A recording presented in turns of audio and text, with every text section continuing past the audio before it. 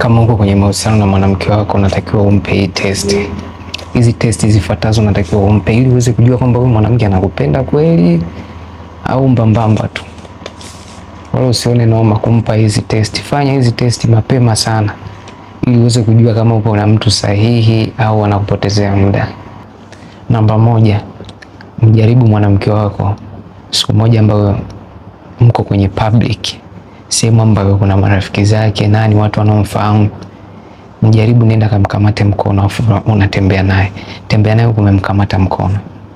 Alafu muangalie reaction yake kwamba ukimshika mkono mbele ya marafiki zake, mbele ya watu wanaomjua, anafanyaje.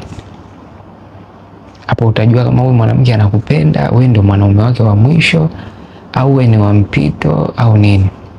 Ukimwona unamshika mkono anakakamaa kama tawi la mkorosho, au anaonyesha kabisa kwamba huyu mtu yani kama vile ana manunguniko, yani haridhiki ile kile kitendo unachofanya kwenye public, ndugu yangu, huyu mwanamke hakupendi. Mwanamke akiwa anakupenda kweli, kwanza mashoga zake wote watakuwa wanakujua, watakuwa wanakujua unakulaga nini, una tabia gani, kwa sababu atakuwa anaelezea huyu jamaa wangu, yani hakika ni anamwaga siri zote za kwako kwa. Ndio maana mara nyingi ni rahisi sana kama mwanamke anakupenda, kama wewe mwanaume ujitambui, kichwa yako haiko sawa, ni rahisi sana kutembea na marafiki zake na mashoga zake, kwa sababu wale wanakuwa wanakujua. Mwanamke wako huwa anawaeleza, jamaa wangu yuko hivi, nampendea kitu hiki, au jamaa yani ananikosha hivi. Wanawake wako hivyo. Kama hawaambii mashoga zake wote, kuna shoga yake mmoja wa karibu waga namwambia.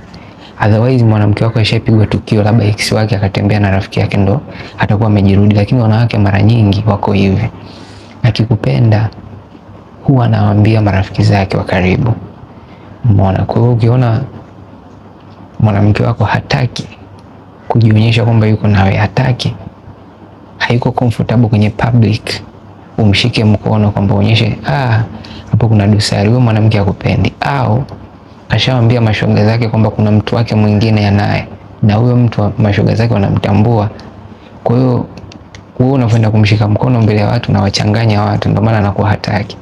Lakini mwanamke anayekupenda kweli hawezi akajisikia vibaya umkamate mkono mbele ya watu. Hiyo ni testi ndogo nimekupa, na kunaenda kupa testi nyingine.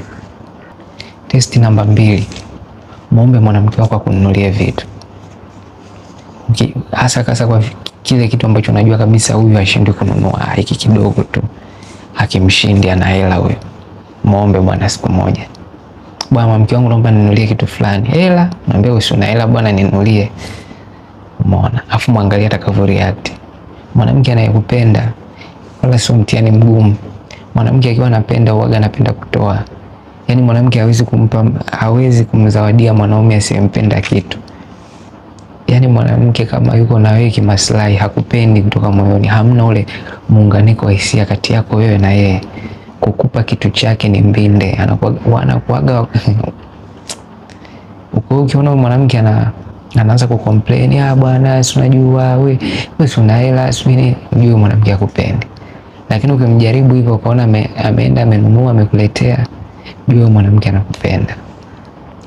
Testi namba 3, kama wewe siku zote ndo huwa unaanzishaga mawasiliano, yani kwenye maongezi wewe ndo unaanzaga unamtafuta nini, unamtumia message labda, mjaribu siku moja acha kumtumia message, acha kumpigia. Mwangalie mwanamke wako atakutafuta, na akiwa anakutafuta asikutafute kwa sababu ya shida. Kuna wanawake wajanja sana, yani pale anapokuwa na kipengele ndo anajifanya kukuletea, sipini anakusalimia leo, baada ya siku 2 anashangaa kizinga. Mimi nasemea ile mwanamke anakutafuta genuine, hana kitu chochote anachotaka kukuomba, ni anakutafuta tu, nataka nimtafute mtu wangu niongee naye. Hebu kausha siku 2 3, mwangalia atakutafuta. Ukiona kutafuti usirudie tena kumtafuta, huyo hakupendi. Testi namba 4, siku moja akikuomba hela mkatalie, au akikuomba wema wote au fadhili yote ambao waga unampaga for free, siku moja mnyime.